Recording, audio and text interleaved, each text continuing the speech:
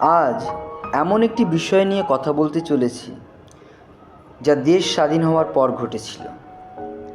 দেশ যখন স্বাধীন হয় তারপর অনেকেই অনেক কিছু ভুলে গিয়েছিলেন। এমন একটি ঘটনা হলো 1917 সালে একটি বৈঠকে বলা হয় যে দেশের স্বাধীনতার পর ভাষার ভিত্তিতে রাজ্য পুনর্গঠন করা হবে। সকলে প্রায় এই মতকে সম্পূর্ণ সমর্থন জানান এবং পরবর্তী সময় এই বিষয় নিয়ে অনেকবার আলোচনাও করা হয়। কিন্তু বাস্তবে যখন দেশ স্বাধীন হয়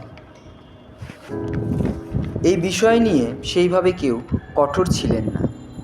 এমন সময় দক্ষিণ ভারতের বর্তমান অন্ধ্রপ্রদেশ রাজ্যের নেল্লোরের একজন 52 বছর বয়সী রেল কর্মচারী আমরণ অনশন করেন।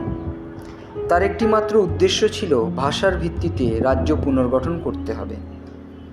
কিন্তু তৎকালীন প্রধানমন্ত্রী জওহরলাল নেহেরু বিষয়টিকে ততটা গুরুত্বপূর্ণ মনে করেননি।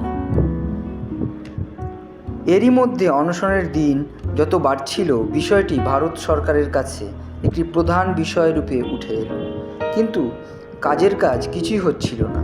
অপরদিকে সেই ব্যক্তি নিজের উদ্দেশ্যে অনড় থাকাটা এতটাই দৃঢ় যে দেশের প্রথম সারির অনেক নেতারাও চেষ্টা করলেন তার অনশন ভঙ্গ করার জন্য বিভিন্নভাবে বুঝিয়ে, কিন্তু কাজের কাজ কিছুই হলো না।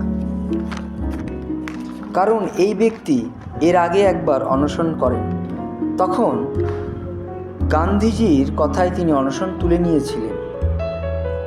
কিন্তু বর্তমান সময় গান্ধীজি আর বেঁচে ছিলেন না, তাই তার অনশন আর ভঙ্গ হলো না এবং 56 দিনের মাথায় তিনি মৃত্যুকে বরণ করলেন এবং ভারতীয় জনগণের মধ্যে অন্যরকম একটি অগ্নি বয়ে গিয়েছিল সম্পূর্ণ ভারতবর্ষে।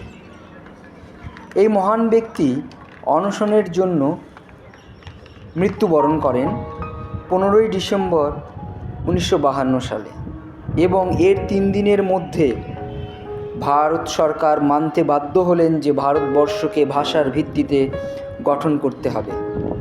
এই ব্যক্তি ছিলেন তেলুগু ভাষী, যিনি অন্ধ্রপ্রদেশ রাজ্যের প্রতিষ্ঠাতা এবং গোটা ভারতবর্ষের রাজ্য পুনর্গঠনের জনক শ্রী পট্টি শ্রীরামুলু মহাশয়। এনার দৃঢ় ব্যক্তিত্বের জন্য আজ আমরা ভাষার ভিত্তিতে রাজ্য পেলাম এবং ভারতবর্ষ একটি সংস্কৃত পরায়ণ একটি দেশ পেল। এনার দৃঢ়তার জন্য শত শত প্রণাম।